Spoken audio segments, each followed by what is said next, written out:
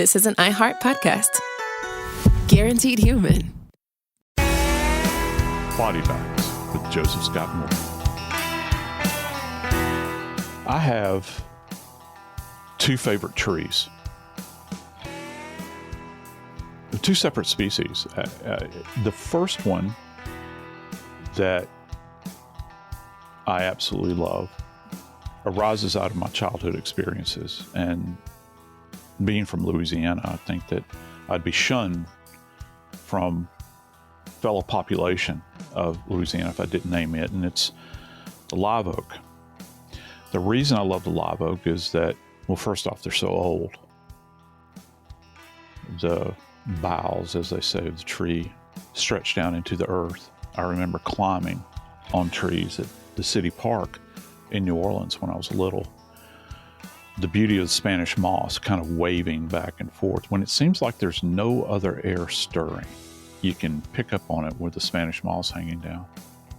And they provide comfort and shade during those horrible, horrible hot summer days in South Louisiana. Now, conversely, my other favorite tree are mountain hemlocks. And I know the association with hemlock, brings back horrible things like hemlock tea, and that we won't discuss at this point in time. But the beauty of a hemlock in the mountains, growing up adjacent to the bank of a rushing stream in the mountains, there's something about it. And you'd see them cluster together. I lived in the Blue Ridge for a time teaching college. But the thing that these two trees do have in common, other than, a root system and being, tall and majestic, is that like all other trees, they tell a story. You can see perhaps where storms blew through and cracked off limbs. You can see where maybe a branch started to grow, but yet it was muted for some reason. You can see evidence of disease. You can see evidence of new life. When you get into the core of the tree, though, it tells a much larger and broader story. Well, human bodies are that way. And today we're going to talk about one particular body, the body of a small child, the body of a baby, a body that, when thoroughly examined, showed evidence of things so horrific that it's hard to take the measure of. I'm Joseph Scott Morgan, and this is Body Bags. My grandfather had an old Chevy pickup truck that I think he probably loved more than life, because he pulled his horse trailers with it, and he took care of it. And he had a drunk first cousin, that showed up at his house begging for forgiveness for something that he had wronged my grandfather over, and it was cold outside. And he went into the house because the windshield was frozen up on my grandfather's truck, and got a pot of boiling water and poured it on my grandfather's windshield underneath that tree. And you know what happened? The windshield shattered into a million pieces. I think the curses that issued forth from my grandfather back in the late 60s are still hanging in the limbs of that tree, more than likely. And, you have those moments, I think, in family life where you remember these events. And for me, trees have always been special in that way. They hold on to them in an interesting way. But some families never truly get a chance to get off of the ground, and they don't really tell a story like I've had the chance to live through. As a matter of fact, the only tale that they tell is something that's just wrapped up in pure horror. And for us, unfortunately, Dave, here on Body Bags, that's what we're faced with today. The one thing that it really frustrates me to the point of just, I'm tired of people hurting their children and ending up in court and having family members stand up and defend the adult that hurt the child. And I'm tired of it, because if you're that involved and engaged in the family that you know what's going on, and you, in this case today, we are talking about a 6-month-old boy who was beaten to death by his father. And when police went to look in the home, they were hit with the smell of urine and feces and roaches everywhere, trash everywhere, roaches climbing out of the kitchen cabinets and things like that.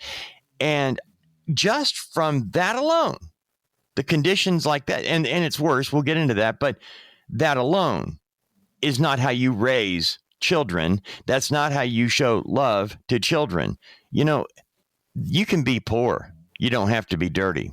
You can be anything you want to be, but if you're going to have children, you have to raise them in a safe environment. And that means throwing out the trash. That means making sure that they have a safe place to sleep, a safe place to live. You've got a house here that the crib of this 6-month-old only had 3 sides to it. The mattress was 2 inches from the wall, and within reaching distance of a child was an electrical socket without the faceplate. Just you had the socket bare hanging there, you know? And that's the type of thing that I think about when a mother tries to defend her son who has been convicted, you know, of doing untold damage to a child. I'm tired of it. It is amazing the level of I don't know. I think the level of latitude that family members give themselves in their brains to defend, quote unquote, the actions of an individual, instead of, you know, saying, look, you got to take your medicine. You got to take what's coming and bear responsibility for this precious little life. And I want to kind of pause for a moment on this idea that you talked about, the crib with the absent rail. You know, Brother Dave, I've actually worked a case involving a partially assembled crib that was missing the long rail, the side rail, if you will, of the crib, because the mother claimed that even though United Way provided the crib to her, they didn't give her enough screws. So she just pushed it against the wall. And while she was out with her boyfriend, and she had left her, let me get this straight, her 6-month-old under the care of an 8-year-old and a 5-year-old while she went out with her boyfriend and smoked crack, the baby got twisted up in an Afghan blanket that was in the crib and inverted in between the mattress and the wall and died of positional asphyxia. This is damn dangerous. If you know, I'm pleading with you, if you know of anybody that's out there that has a crib that's in this condition, I'm not one of these big, you know, kind of Ralph Nader product safety people. I don't go on and on. But when it comes to babies, you should have the good common sense to know that this is incompatible with life, because in literally the twinkling of an eye, you're talking about tragedy here. And, you know, you had mentioned that there was an uncovered electrical socket that's immediately adjacent to the bed.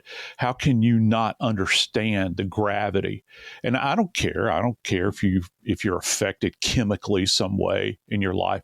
I don't care what kind of trauma you've had as a child. It makes no difference to me. You're in the big leagues now. You're charged with taking care of a precious little angel, and you failed miserably. And as a matter of fact, this is demonstrative of what finally happens. And here's another interesting side note. Even though, Dave, I find this quite fascinating. You pointed this out to me, that even though we have a conviction in this case, you have pointed out that the courts, the prosecutor has chosen not to name the child. This child is simply known by baby boy. And for me, and I'm sure the name is known to someone out there. Oh, yeah.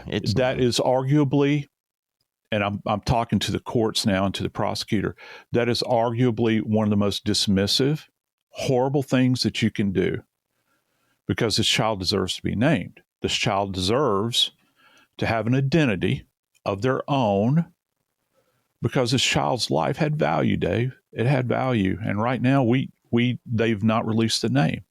The thing that really, there are a lot of things that bother me about all of this, obviously, as it does anybody listening. But I wondered how come, why do we avoid naming, a child who is 6 months old, could not care for themselves in any way, shape, or form? Who are we protecting in not naming said child? It does devalue the life if you don't give it the child a name. I end up referring to it as it or the baby, and it's horribly dismissive.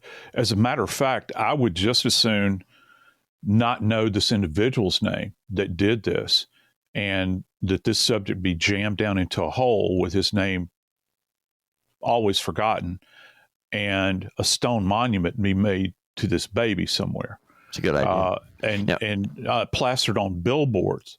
This child died at the hand of a parent, and this is the name. Because for me, that child's life had value. And, I guess that some people will say that, well, Shane Hedrick, who's the father, well, his life has value too. Really? Okay. Well, in my economy, I'm a bit more concerned about the identity of the child than a convicted child killer.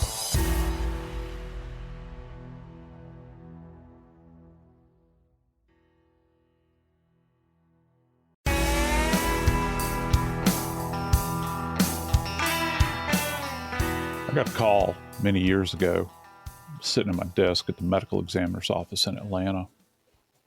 And it was one of those calls where it came in from the emergency room. I'll never forget it, at Grady Hospital, the big public hospital in Atlanta.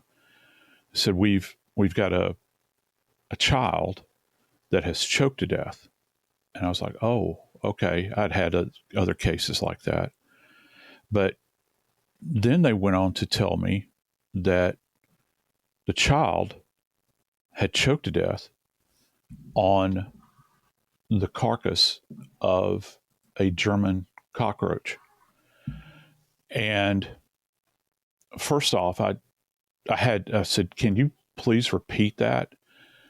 And they said, yeah, child was found cyanotic, not breathing. Cyanosis is condition that you can see with skin turning blue, that sort of thing.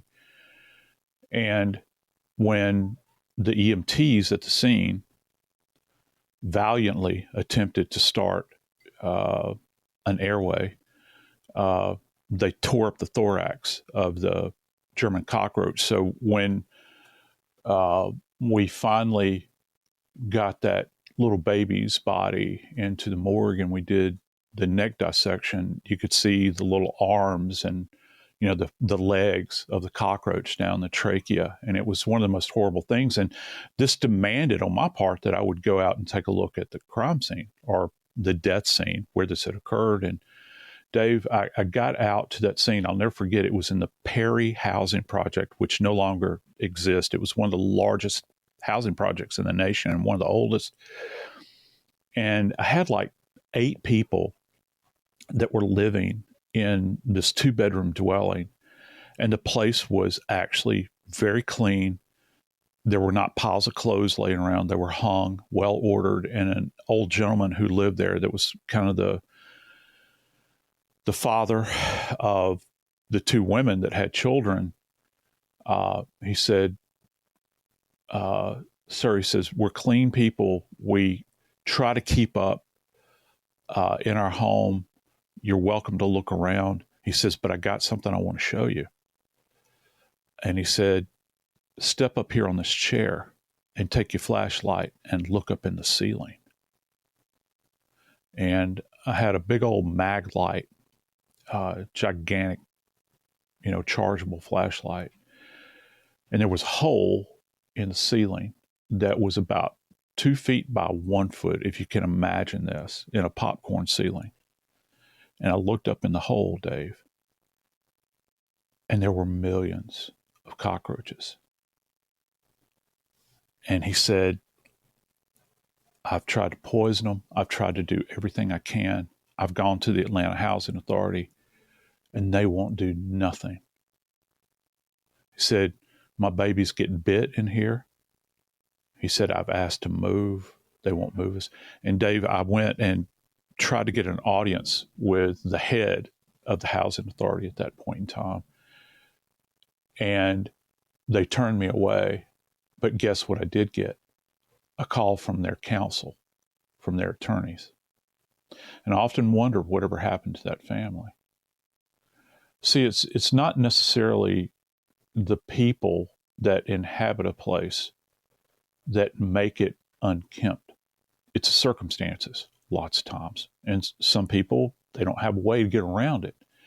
But Dave, in the case of this precious little angel, and where this child was domiciled, this was a choice. It was. This was a choice that was made by this child's parents, Dave. When I looked at the, after the, well, let's start with where the police are called. Okay. 911 call comes in from Shane Hedrick, the father.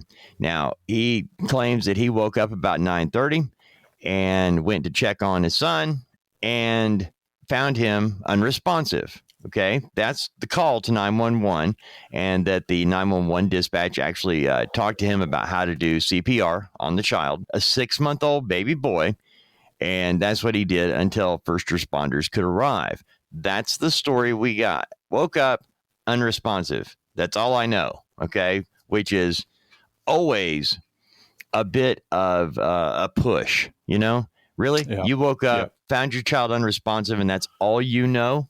Okay. Yeah.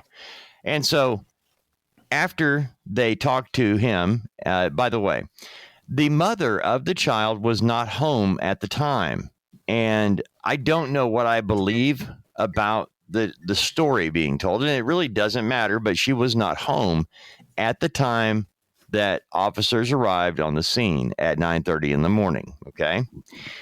When they get Shane Hedrick back to the sheriff's office and begin the interviewing process, they also file for a search warrant. And, neither one of us as lawyers, we've been around crime related programming for a long time. And we know that the value of seeing the entire situation as it exists, as close to the time of the, in this case, death, is paramount to finding out what really happened, correct? Yes, it is. And I've had cases, Dave, where families have taken children into the hospital, okay, like mom and dad have taken the kids taken a child to an emergency room after they've been found. And this is even in cases of SIDS or suspected SIDS, which this child falls within those parameters. We're talking about a 6-month-old. SIDS, most of the time you're looking at about 2 months to about 10 months. So if you get up above that 10-month marker, you can still consider SIDS, but you're still kind of scratching your head over it. You're thinking, well, what are the other possibilities? Because most of those deaths fall within those parameters. And we still, to this day, don't know what actually causes SIDS, but the sudden infant death syndrome. But I've had cases, Dave, one particularly comes to mind where the parents of the child that was found unresponsive at home called a friend who immediately came to their home and cleaned the house. Because when I showed up to do what we refer to as a retro scene investigation, that means the body is not there. But I have to go, I want to look in the cupboards. I want to see if there's food. I want to see the level of cleanliness or lack thereof. Place smelled like pine sol. It smelled like what the Army barracks smelled like when I went through basic training in the Army. It always smelled of pine sol, and you could still see kind of those wet mop marks on the floor. That's how quickly that I'd gotten out there. And so right you are in this idea of it's impossible to assess. I always like to use the term a life that has been lived in a space without physically going out to the space. It's demanded of you as an investigator. That's one of the things that we require happen in medical legal death investigation, because we have to contextualize everything. And if I can't grasp that, particularly with a small child where you're not going to have a bunch of history, when we're up in age, we've got all of this life history, medical history, how we eat, what our common practices are. Do we kick our shoes off when we walk to the door, or do we put our running shoes on when we walk through the door? What do we do, at the end of the day? How do we live our life? How do we sleep? Are there drugs in the house? And I don't just mean illicit drugs. Are there medications? That sort of thing. But with babies, with children, you don't have that. So you have to go out and visualize it. I recommend that every scene be visited, if possible, for all practitioners in my particular field, so that you can paint the picture of what happened, because you don't know, you weren't there to witness it. And you so only have one person telling you their version of events. And as much as I'm interested in hearing that, I want to be able to objectively look at the scene and make my own conclusion, or make my notes, not necessarily a conclusion, but there's certain inferences that I can draw based upon what I'm physically seeing manifested at the scene. I can also go back out, and if I have further questions, I can say to, a family member, and by the way, this is one of the toughest things that you have to do. I always hated doing this on SIDS cases, because there is this fear that rises up in parents are terrified anyway. And when somebody with a badge shows up and they start talking to you, you're terrified. It might make you react in a way that you don't necessarily would commonly react. But when you start to talk to families, you have to get things straight, because the sooner we can get it straight, the sooner we can conclude our inquiry. In this particular case, Dave, oh my God, what the police found when they got out to this home, I think that it would make the most deplorable, degraded among us blush. It would make people on Skid Row in LA blush, based upon what the police saw when they walked into this home. While they took Shane Hedrick, the father who had made the 911 call, and by the way, just so we're clear, the 6-month-old baby boy was declared dead at the scene. He was already dead. And so they took father into the sheriff's office to interview him, but they got the search warrant and went back to the home. And what they found when they entered the home, and I'm going right off the actual report from the police officers, the sheriff's department that went in, there was a strong odor of animal feces upon entering the home. A strong odor of animal feces. Roaches were visible inside and outside the kitchen cabinets. Dirty laundry stacked in the hallway. Multiple holes in the floor and ceiling. Windows boarded up with plywood.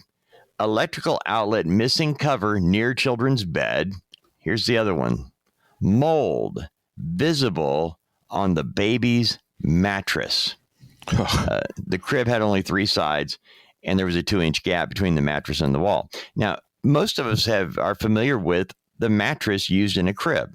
They have a plastic type of a covering, because there's going to be urine and feces from the baby on that, and it needs to be wiped up. And spit up. Yeah. And that way, you have a sheet, a fitted sheet that goes over it, and usually you have other blankets and things like that. But it is that kind of slippery, thing you can wipe off.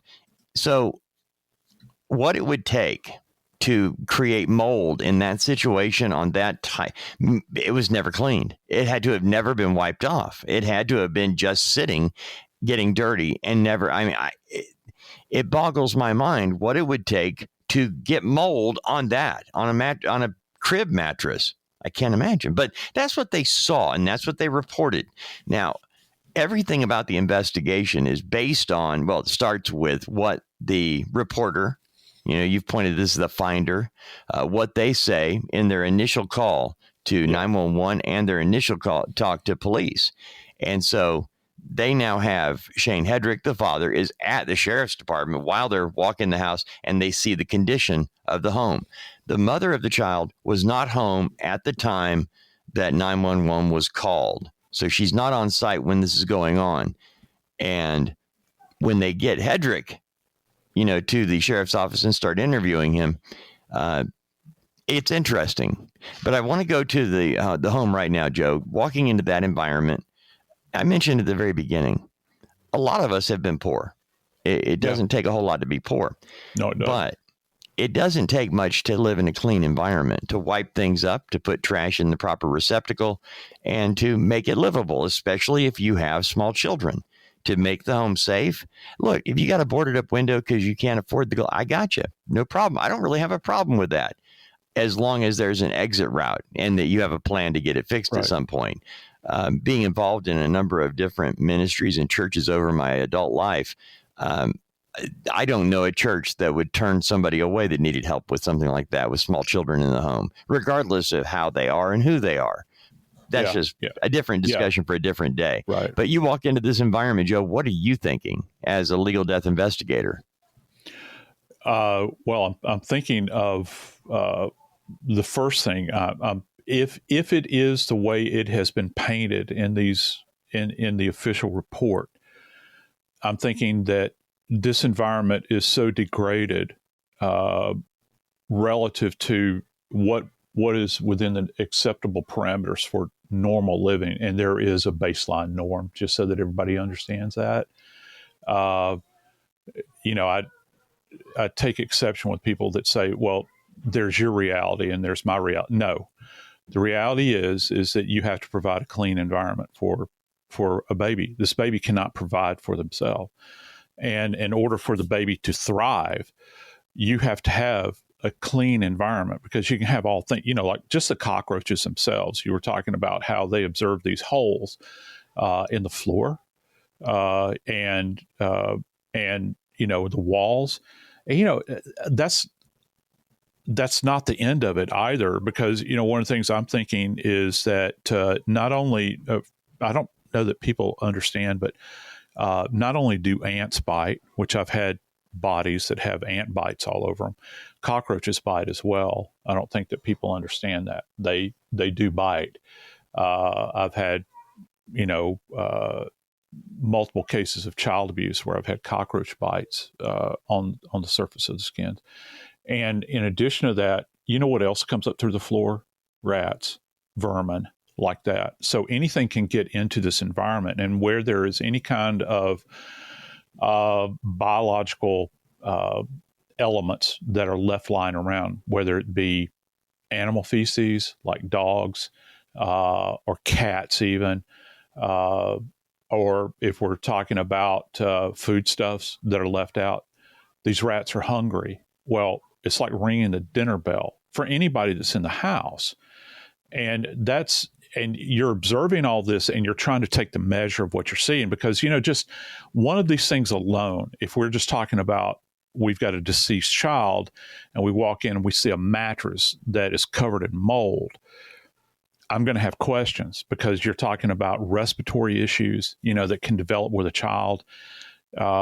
Because even if the child was not traumatized in any way and you had a case of what is suspected to be SIDS, do you know what most parents say that you interview when you suspect that they're SIDS? Because the parent, it just happens, obviously, as the name states, sudden infant death syndrome. Consistently, I've had parents over the years say, well, my baby had a little cold.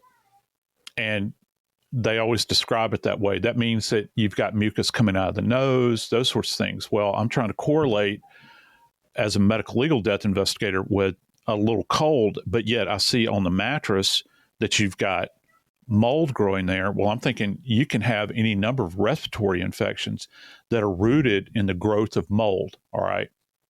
And that's just one thing we're talking about here. We're not talking about the rest of the filth that's around the place. And it is, to say the very least, it's troubling. The investigators that worked the scene would have spent hours just cataloging everything and listing what they were seeing. And that's what, I use the term a lot. You can't take the measure of things.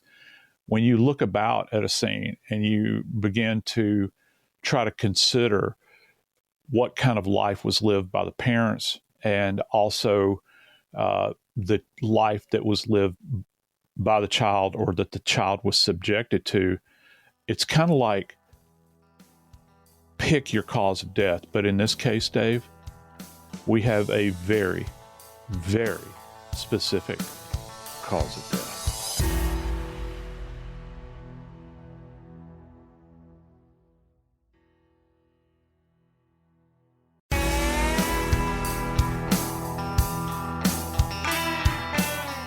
Got a question for you, Dave. Have you ever had something occur in your life where you wish that you could just throw it into the sea of forgetfulness, where you could just black out, as it were, and that you would have no memory of it? Things that are so horrible. I don't know about you. I have. And I think that most of us that have been in this world, you have those moments in time where you would love to forget. But isn't it amazing? There's a thread that runs through so many things with many suspects. They have these moments where they black out. And I'm thinking, always at the point how you needed to convenient. remember what happened. Yeah. How convenient. And in this case, Shane Hedrick has, he's planted his flag here in the whole blackout thing. I black out when I get angry. And I'm thinking, okay, I get you. You want to make that claim. But when we're sitting here looking at this and going, okay, Shane Hedrick has already said what happened. I woke up, found the baby unresponsive, called 911. He's locked into that. So when they get him downtown, or to the sheriff's office rather, they start talking to him and he starts talking. And if you've ever been through an interview with police, they know what they're doing. They have a pretty good BS detector. Most of them do. And they know that this isn't true. They also know the condition of the trailer, in this particular case. They know what they're looking at. They don't know exactly what happened. And there's no video, there's no audio, there's no witness apparently. So the detective's responsibility is to get the truth out of this. And they start with that, I woke up, he was unresponsive, that's all I know. If you watch Breaking Bad, that's what Jesse was told to say to police when his girlfriend overdosed and died in bed with him. I woke up, she was dead, I called you, that's all I know. And that's what Hedrick starts with. But they get him downtown or get him to the office. And now he tells detectives, well, I have a tendency to black out when I get stressed out or angry. He then says that he became angry. So he's already loading up. I blacked out because I got angry. But who did he get angry at? Last night or early this morning, it was my wife, Lorena Nance. I got mad at her because she was leaving to be with another man, according to him. Hedrick then admits that he became angry at the 6-month-old baby because the baby was crying. 6-month-old babies cry for a number of reasons. And that caused him to be angry. So he's angry that he claims his wife is out with another man, and he's mad because the baby is crying and won't stop. Now, Hedrick admits he struck his son while he was blacked out. Now, Joe, I don't know about you, but I'm thinking if you're blacked out, you wouldn't know what you did or did not do, correct? If you're blacked out. Yeah, if you're blacked out. How do you come to that conclusion that you actually struck somebody and a 6-month-old? Yeah, you can hear the detectives. You can hear them. Exactly. You can actually, I don't know if it's possible to hear an eye roll. Right. But I would think that would be one of the loudest eye rolls ever. And, you can actually hear this. It's amazing to me that someone would, this is going to be your, and maybe it is, it's kind of your last resort at this point in time that you're going to put this forward. But I think what was so very troubling to me, Dave, is what the people in the medical legal community found with this baby when the baby was finally examined, where they're going to do their assessment and decide, on a manner and cause of death. I got to tell you, I don't think it's any grand mystery here to talk about what the manner of death is going to be. And I'll plainly state it, because there's been a conviction in this case, Dave. Right. And it's a homicide. We know he is admitted to striking his 6-month-old baby boy because he was angry, but he blanked out. Now, I have to ask you, because I've always thought that babies, as their bones are growing, and that they're not hard like they do as we get older, that it is difficult to break a bone in a baby. Is that correct? It's not easy. You're absolutely right. It's very difficult because their bones are still very pliable. Our bones over a period of time, they ossify, and they become more rigid. When a baby is 6 months old, you still literally have the fontanelles in the skull that you can appreciate. The soft spots. You've got an anterior, you've got posterior, you've also got some on the lateral. People only think of one, where the skull is still very, very soft, and it requires. And I'm not going to go into a lot of ghastly detail based upon some things I've seen in the morgue, but it requires such a tremendous amount of force in order to, quote unquote, fracture these non-calcified elements, in the skull or any bone in the body. You have to show up with an incredible amount of force and anger that would be fueling it in order for this to happen. I'm not saying that you could not kill a baby with a single strike, because that's possible. But Dave, this goes beyond that. We're talking about fractures that have occurred, which means, in my estimation, you're probably talking about multiple strikes. And that's an indication of somebody that has no self-control, I think, to a great degree. I was just reflecting just a second ago, and forgive me for, I don't think I'm digressing.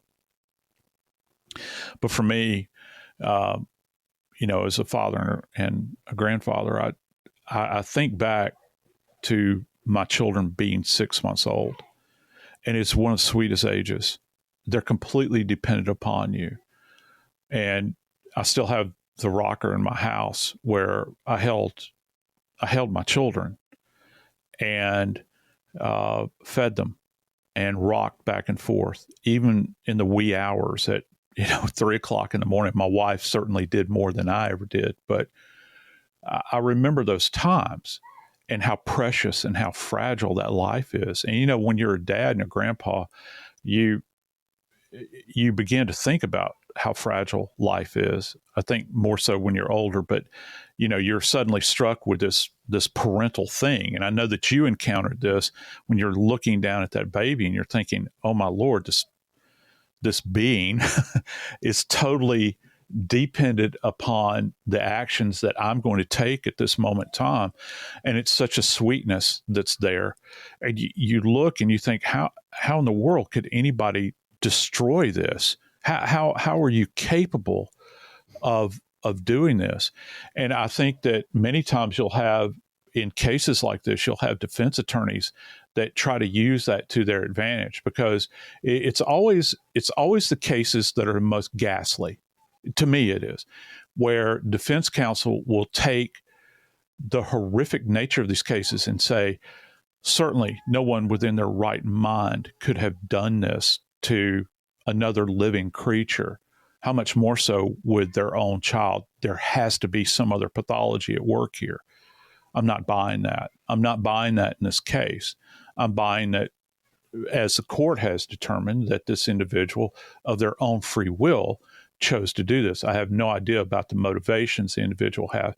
I don't really care because I know at the end of the day, I still have a baby that is nameless, that it's gone forever and ever, that we've been robbed of this child. The child has been robbed of their life, Dave. And there are cases like this, and we cover them. And it seems like every single time we do, I feel like I need a drink after I do it, because it churns up, this level of anger that I think most of us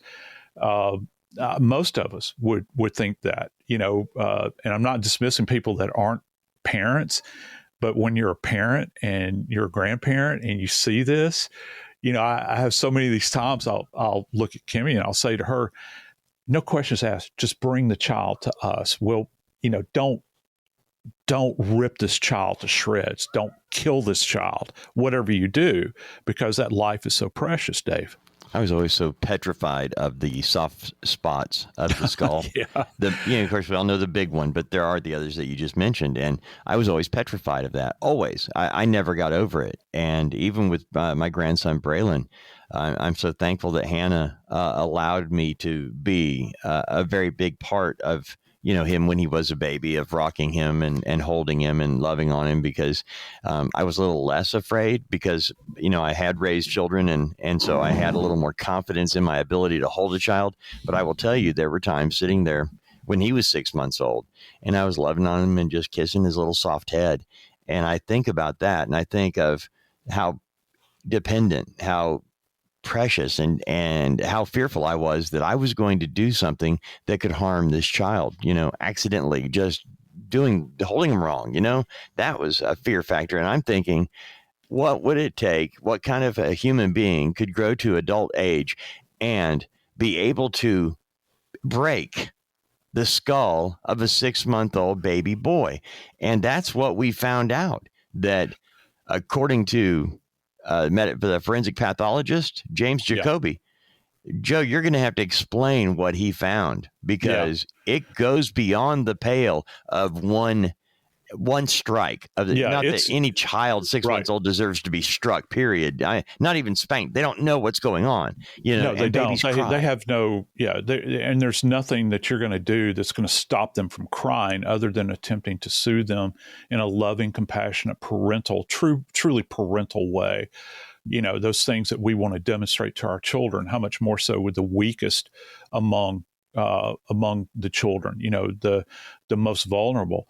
But let me kind of paint this picture for you, Dave, and understand that this precious little 6-month-old, let me say that, 6-month-old little baby boy didn't have one, but two distinct fractures in their skull, in his skull.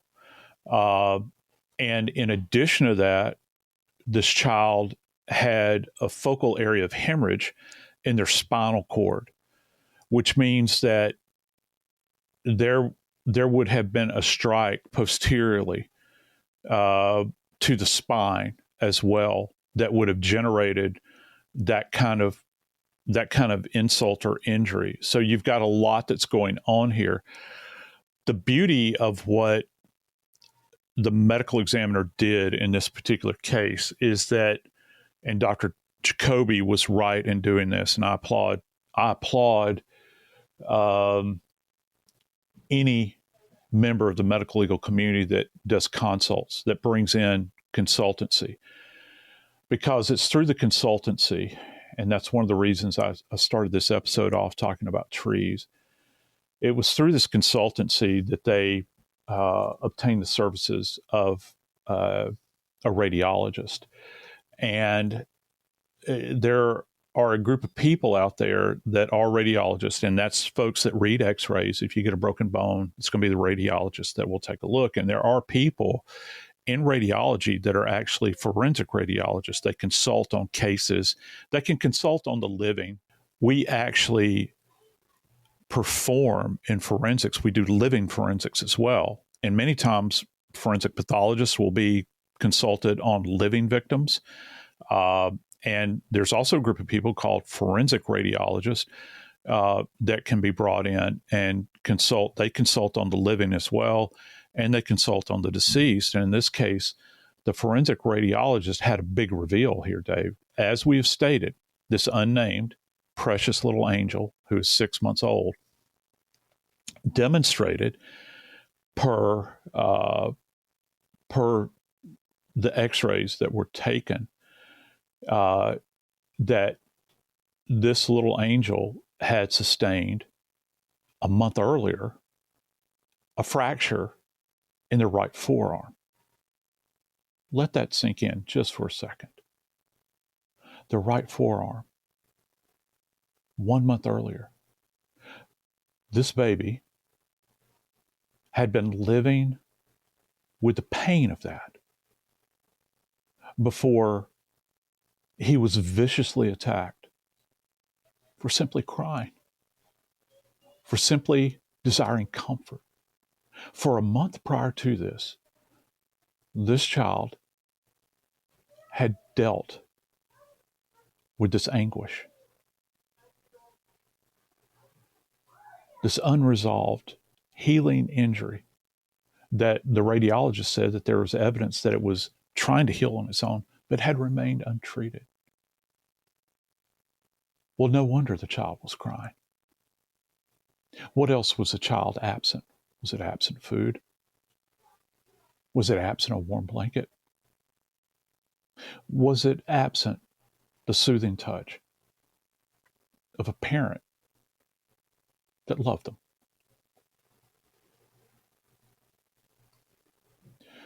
God rest this little unnamed child's soul. And God bless those that go out and bear witness to the most horrific things that most of us can't even possibly imagine in our worst nightmares. I'm Joseph Scott Morgan, and this is Body Bags.